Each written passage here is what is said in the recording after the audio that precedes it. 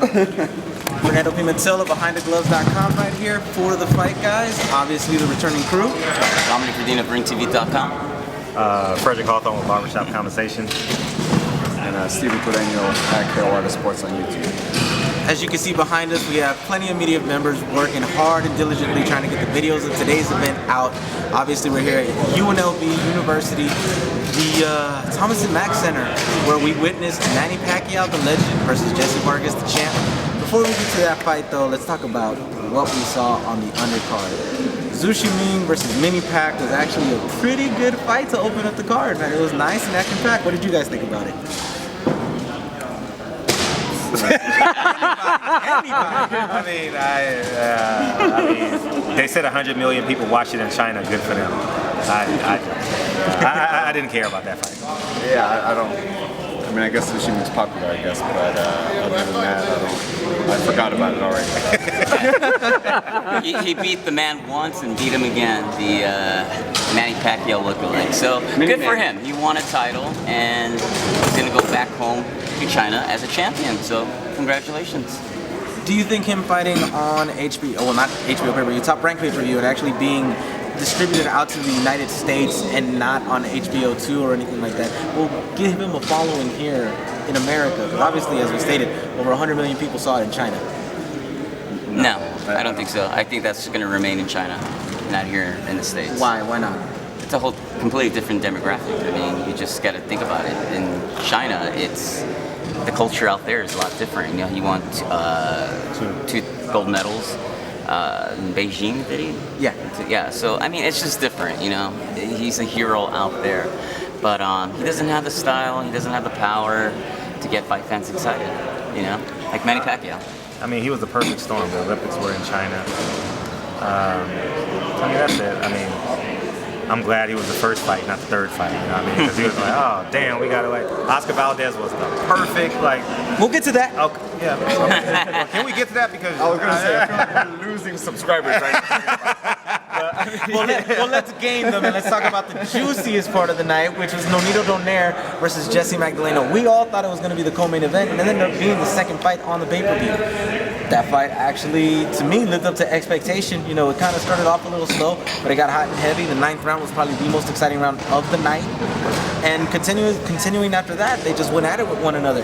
Dominic, your thoughts on just Nonito Donaire versus Jessie Magdelano and the turnout? Well, first of all, I can't say for sure if Magdelano deserved the decision because I thought it could have gone either way.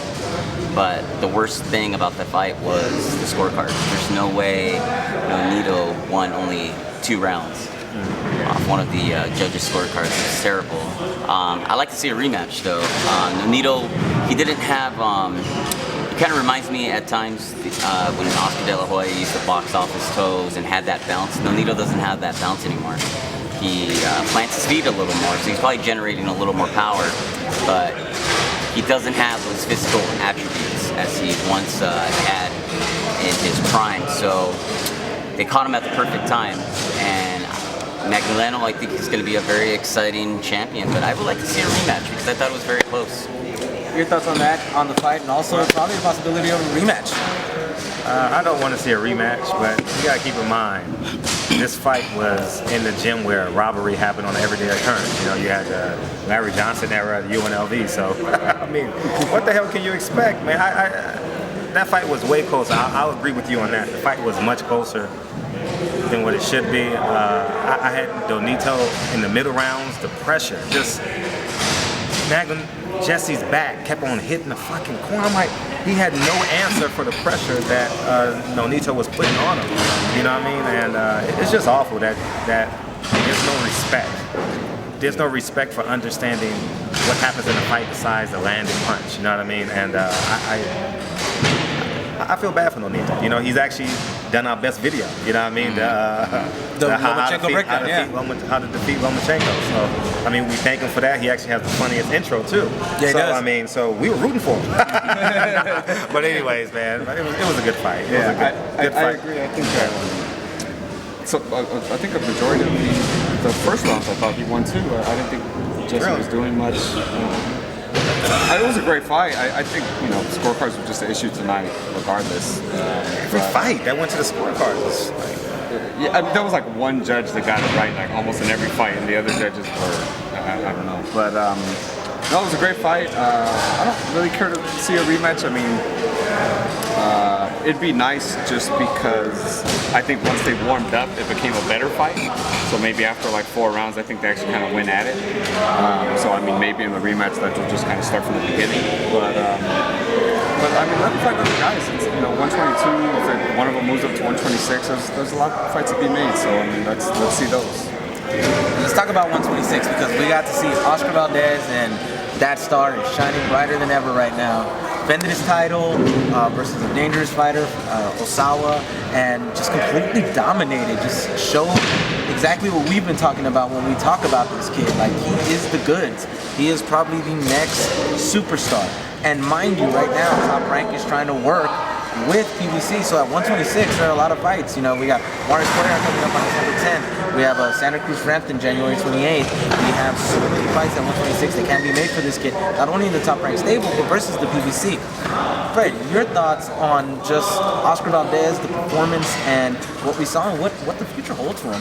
As I told Oscar, his ceiling, if he tried to catch a star, he will land on the moon. His talent level is that high.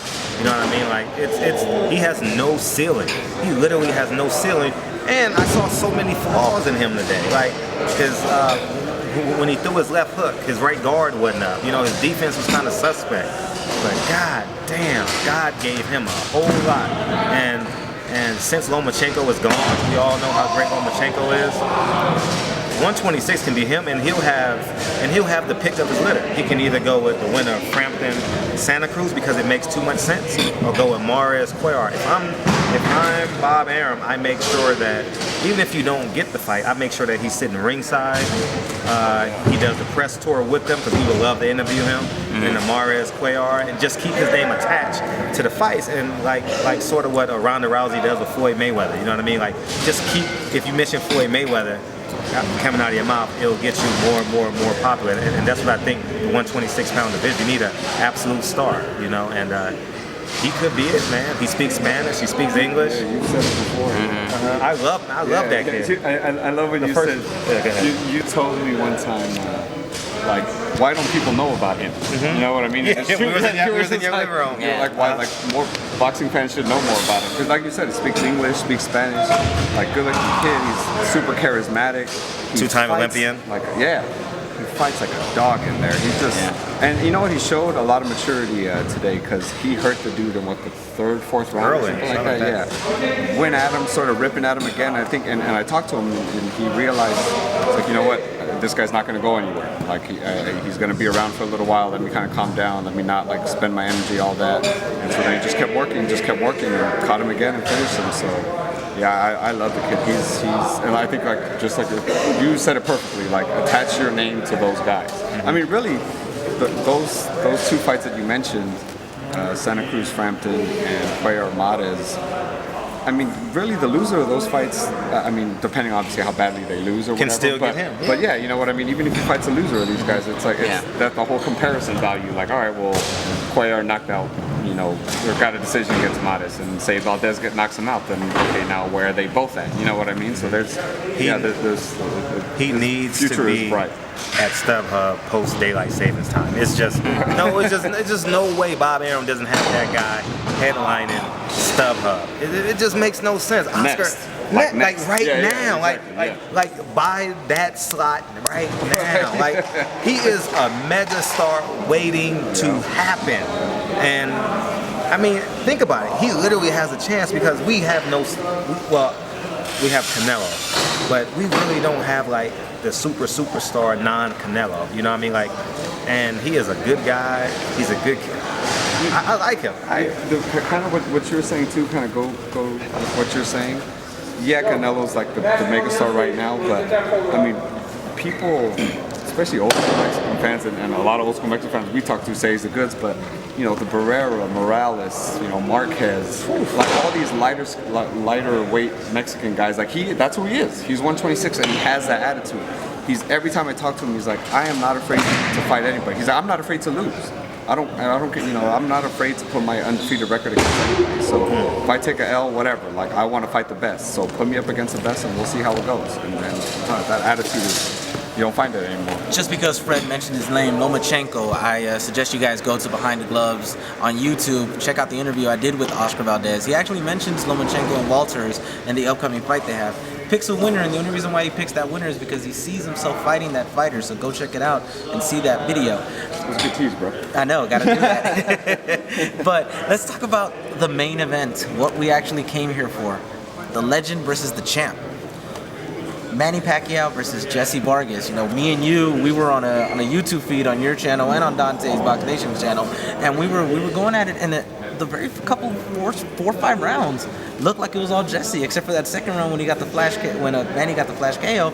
But what happened in the later rounds to Jessie? That's the mystery right there. Every big fight, it happened. Jessie Vargas versus Timothy Bradley. He went dormant rounds 5 through 11. You know what I mean? He was fortunate enough to land that right hand. He landed the right hand. Basically, the first 4 rounds, he landed it at least one round. You know what I mean? And he don't have the power at 147. He needs to figure out if he can get to 140. Can he literally stay at 140? Because he has the talent where he's going to lose close fights. It's very apparent now. You know, he's going to lose close fights. You know what I mean? And Dewey Cooper, let's talk about Dewey Cooper. Dewey Cooper, I thought, I didn't hear the commentary. Yeah, we weren't able to, yeah. But I thought he did an exceptional job. Just their synergy was just like, was just spectacular, you know. And I root for Jessie. He's the first fighter to take a picture with my son. So I'm always been, I'm organically a fan of Jessie. You know what I mean? And I root for the kid, but them fucking scorecards, man. It's again with the scorecards, as you mentioned. He lost the scorecards fight. Terrible. Yeah, he lost the fight, but don't take away what the fighter did in the ring, and don't call 10,000 fans that are in the bought tickets liars. You know what I mean? Like if you hear 108, 118, the people watching the fight are like, what the fuck just happened? You know, they paid $1,000, $500, $200, $50 for tickets, and they go to a fight and they feel like they've been robbed because they think it's been set up the whole time. So, you know, we can talk about that in another show, but. It'll be a long show. That'd be the inept scoring episode. Jesus Christ. Thank you, Jessie. Thank you, Jessie, for always being gracious to us. You know, we work for other publications and we come together as the fight guys, but all 4 of us can attest to the character of Jessie. He never leaves before the last interview. He actually waits. Like he even asks her questions after the interview. So I mean, I'm forever grateful to him. You know what I mean? I always tell him he has politics in his near or distant future, and I genuinely wish him well. You know? Just to give you guys an example of how he waits and everything, we were over there after the press conference, and his people are trying to get him out the way or take him to the doctor to go to the hospital. And what is he doing? He's taking pictures with fans that are in here. He's giving autographs. He's still trying to give interviews. He's still giving everybody his time. The guy is genuinely one of the best guys you could have in boxing. He's the type of guy that people and fans need to get behind. He is one of those fighters that no matter what, he will give you his all, no matter what. And you'll listen in the interviews that we had with him today. He's just apologizing. He's saying sorry to his fans. Honestly, I think he did a great job. He fought his best fight that he could have fought against a legend like Manny Pacquiao, and I honestly don't think he should have apologized at all. I think that's what it is too. Is the fight card was built perfectly. It's the legend against the champ. You know what I mean? We literally are talking about a legend, right? And so he came up short against a legend. You know what I mean? Like there's no shame in that. He did the best he could. The fight was closer, obviously, than the scorecard said it was. But you know, I think, I mean, moving the subject to Manny, I think Manny looked great. You know, like I think he looked great. Like he got caught a little bit more than maybe I'm used to seeing or whatever. But that's a testament to Jessie. You know what I mean? But he looked good. Obviously, I'm sure we'll bring it up towards the end, but Mayweather was in the house. Yeah, we will. Don't worry. We'll talk about that. So, you know, I have a little video on the Instagram where he's on the corner, and you kind of see him kind of look at Mayweather a little bit, like I don't know. It was just like a quick, like, oh shit, you're here. Oh, during the fight? Yeah, like well after the fight, when he thought he won. But yeah, it was a great performance by Manny. So we'll see what's next for him. You mentioned that Manny Pacquiao had a very good performance, but something tells me there's still something missing. You know, he doesn't go that extra mile like he used to. He used to go for the kill and take out his opponent. I know he hasn't scored a knockout since 2009, I believe, against Miguel Cotto, but watching Manny Pacquiao, he's just not the same. And it may have to do with either age or getting knocked out against Marquez, but there's just something missing, which I hope to God we don't get Pacquiao Mayweather too. And that's what I was about to actually talk about, because let's just completely talk about what Steven brought up, and that Mayweather was in the house. We know the history between Mayweather and Jessie Vargas. Jessie Vargas was a Mayweather promotional fighter, then he went to Top Rank. We know what's going on. We all thought it was a setup that, hey, you know what, Mayweather's gonna go in the ring, go WWE style on there, do what Mosley did to him after the Mayweather-Marquez fight, you know, basically tell him, you know, the fans want a part 2. That didn't happen. But do you guys think that we are pretty much being set up for Mayweather versus Manny Pacquiao too sometime next year or in the very near future? You're being set up for Floyd Mayweather doing whatever the fuck he wants. That's you know, true. I mean, that's just the bottom line. Floyd calls every shot in boxing. You know, he moves the crowd. Just to give you guys an example, we all work for different media outlets. Every media outlet, Manny Pacquiao just won a fucking world championship fight. Every media outlet is clamoring for Floyd to get him to say one word. He didn't say anything. He didn't say anything. He didn't. But we spent the most important parts of our fight, because at the end of the fight, we got to chase and get the celebrities. We got to get the fans. We got to get all the fighters that was in there. But we went out to the fucking parking lot. Floyd with a $20,000 or $30,000 Gucci jacket on. Damn, that was a beautiful jacket. It was a beautiful jacket. Had his beautiful daughter with him, and he had his big burly security guards. But that goes to show you how he moves the crowd. The girls, bro. Don't mention the girls. Oh yeah, he had about 3 or 4 of them too. And women. yeah, the Z women. But we're being set up. Floyd intentionally didn't talk to us tonight because he want to control. He want to control when and where he wants to say what he wants to say. You know what I mean? And I genuinely believe that. I'm gonna call Sam probably first thing in the morning when I get back to LA. And I'm gonna say, what the fuck was this about? You know what I mean? And hopefully I'll have something. But it was the perfect storm for Floyd Mayweather. You know, Manny Pacquiao was on a decline. He came to prove that he was on a decline. Give me 80%, I'll give you 20. Let's do this fight.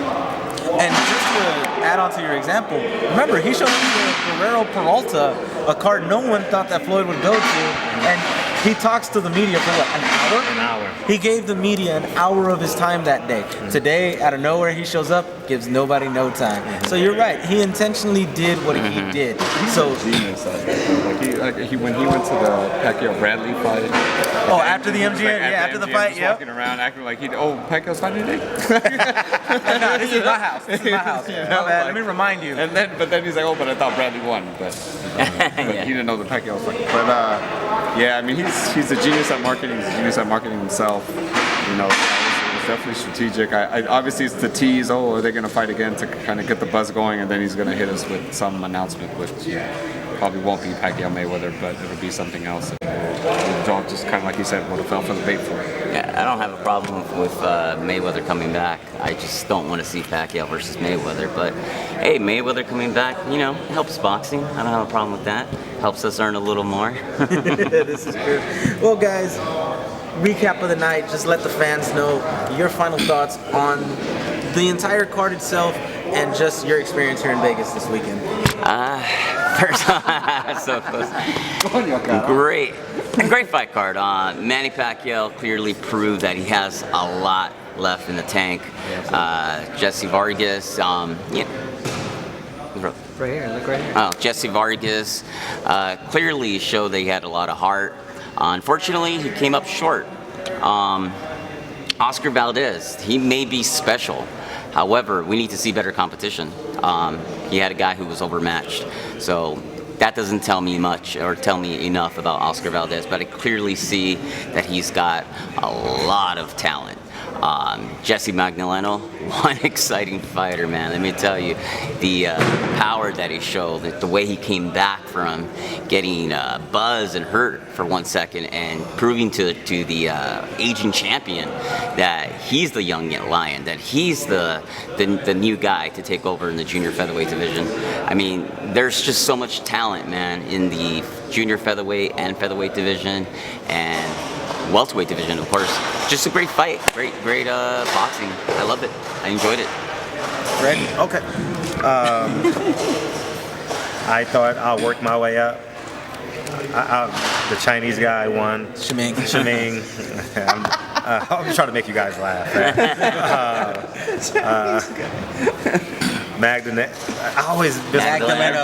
Magdelano. He's a world champion. If you guys live in LA, go to the Rock out in Carson. Show these guys some support. We have 2 young lions that are actually world champions today. Take a chance, take a drive, take your kids out there, take pictures, support them. They're young, they're under 28, 27 years old. Go out and support them. I agree with what you, Dominic, what you said about we need to see more about Oscar. But I fucking love that kid, man. I do. Oscar, I'm your #1 fan. Okay, I'm a stan, right, as Eminem calls him. But I'm gonna take all the credit for this win because, as I told you, I was your last interview and I was the last media guy to shake your hand 9 o'clock last night before the fight. So is this trainer Ramirez? No, Manny Robles. Robles. I knew it was an R. Robles is an R. Yeah, I was right. Yeah, Robles. So. Congratulations, your gym is rocking. The city of Carson needs to do something special for you guys, like for real. I don't give a fuck what planet you on. You get 2 young world champions in one gym in one small city like Carson. The mayor needs to be there. All the councilmen need to get it. Y'all need to get out and do something. And congratulations to you. Manny, you still got a lot left in the tank. Now you have options. Do you go to the United Kingdom or the Arab whatever you call it? Dubai. Emirates, yeah, Dubai. Do you go Amir Khan? That's a winnable fight for you. Do you go down to Texas and fight Canelo? Or do you come back to Vegas and fight Floyd Mayweather? You don't fight Terrence Crawford right now because you won. Because you need money, right? At the end of the day, you're fighting for money. You're not back here to get $4 million. How much is getting? 5, 6. 5, 6. You're not here to win $5 or $6 million when you bring 100 people on a plane. So go fight. Floyd, you got 3 options, and you got a $20 million fight with those 3 options. Floyd is going to squeeze the living shit out of you now. He beat you, and you're a declining superstar. So these are facts. Truth hurts. Yeah, the truth hurts. You know what I mean? He's a one-handed fighter like Adonis Stevenson now. You know, he had no jab tonight. But congratulations to you. I want you to fight Floyd Mayweather, so I can bet $10,000 on that fight. I'm just being honest. I literally want you to fight him again, so the Filipino people can come to Vegas, drop the line, and I win money. Sounds about right. That's simple. You know what I mean? So, Barbershop Conversations. Please go subscribe to that channel, and we did a great. Yeah. But we didn't there yet. We still need Steven, in my opinion. Jesus, relax. Okay. I'm done. No, I think what he said about the Rock Gym in Carson is true, and it's $1 to go there. So even if you just want to work out, it's $1. For the day? Yeah, for the day to work out there. You're gonna use everything. Like they might not have boxing gloves for you to use. I don't know if they have that, but their bags, like speed bag, heavy bag, get in the ring, all that stuff. And you know what? One thing, Manny Robles is a trainer on the rise for real, because he has now 2 young world champions in his stable. Jason Quigley's going to be is in his stable. That cruiserweight Slava Shabronsky's fighting Sullivan Barrera December 16th, the day before Hopkins' last fight. So yeah, Manny Robles is going to be a trainer on the rise. He's going to get a lot busier. Dominic Brazil's there as well. Dominic Brazil's there. He's also. at the Rock. Yeah. Yep. So yeah, that Rock that gym is insane. Rocks. But Rocks. yeah, Manny Pacquiao did it again. Just as good as Jessie Vargas is, he just kind of proved that he's just on another level still. I kind of agree with what Dominic said. I mean, he's not obviously the Manny Pacquiao that knocked out Cotto, because this fight would have ended like in the 5th round or something. But he's still that much better than everybody else. Yeah. So I'm looking forward to seeing him again. Obviously, I think Top Rank is looking at Terrence Crawford next. but I don't think Crawford brings the money right now. Or I don't know if he, I don't know. He just doesn't bring the money right now. So I don't know. I don't know where he goes, but I'm looking forward to watching it wherever it is. I just basically have to say it was a great night of fights. I actually liked the card from top to bottom. It was fun. The Shiming fight was actually fun. Nonito Donaire versus Magdelano obviously was the best fight on the card. Great back and forth action. Loved it. Valdez again showed that he's a superstar on the rise. I agree with Dominic. He needs to show off versus better talent. Hopefully he gets one of the 4 names that we mentioned between Morris, Cuellar, Frampton, Perfect Quigg. storm. I'll even accept him fighting Quigg at 126, which would be also a really good fight. And Manny Pacquiao just again proved that he still has some in the tank. Not as much as he used to have, but still has it. Jessie Vargas, again, as I stated, just love the guy. He gives his all, even in losing efforts. And just, we got a very good night of boxing here at UNLV, here at Thomas & Mack, here in Las Vegas. And the fact that we get to share these experiences with you guys. Obviously, hopefully you guys order the pay-per-view. Some of you might have seen it on the stream or saw it on something else, but if you guys watch this, just know that these experiences are things that you need to come and experience yourself. People, if you're in Los Angeles, go watch a fight at the StubHub. Trust me, it'll be probably the best venue you ever see a fight in. Great Western Forum, the Forum itself also has some good seats. Staples Center, as long as they don't open the top, you'll have a great view. You come to LA, MGM Grand, Thomas & Mack always has really good fights. Just support boxing. That's what you need to do. Support your local cats. Go to your gyms. Just support your local cats, and trust me, boxing will expand and grow. That's where you find all the young talent. That's where we get the Oscar Valdez's, the Jesse Magdalenos, the Joseph Diaz, the Jason Quigleys, all of them, So just Don't forget support the Belasco Theater. Oh, the Belasco Theater as well in Los Angeles. Never a bad sit. Yeah, Start please go to your Belasco. boxing journey there. Yes, start it there because my God, you get up and coming superstars there that are just like wow. 25. Yep, and they test all of their young cats out there. Golden Boy really does. $25. You hear punches every seat you're in. And you're on top of them. You're gonna pay $25. You're gonna pay $10 for a beer, but still, you're gonna get Oscar De La Hoya sitting ringside. And you may get a chance to shake his hand. He's very interactive there. You're gonna get Bernard Hopkins maybe, but Ronda Rousey went to one of the first. Yeah, Ronda Rousey went to one of the second Belasco show. yeah, it's a dope venue. And they got Fantasy Springs too. So Yeah, Fantasy Springs also in the Coachella Valley, man. Awesome venue there. And finally, just know the fight guys, we're always going to be here for the fights. We got Ward Kovalev coming up. And that's going to be here in Vegas at the T-Mobile Arena. The week after that, Fred's boy Sergey. Fred's boy Sergey. I love you, trust me. Sergey. I fucking love you. And then we got Lomachenko versus Fucking love you, Walters. Sergey. Then we got Lomachenko versus Walters the week after that. Then 2 weeks after that, what do we got? We got Mars versus Cuellar, J-Rod versus Charlo. You Lomachenko, dude. I did say Oh, Lomachenko you did. I'm Walters. tired. Come on, man, you're you tired. look tired. and then we got at the same night Terrence Crawford versus John Molina, and also the week after we got Bernard Hopkins singing his swan song. So we got a long couple of weeks coming up, fight fans, and trust me, we will have videos. We got something coming up this week as well. Might have Richard Schaefer on Monday.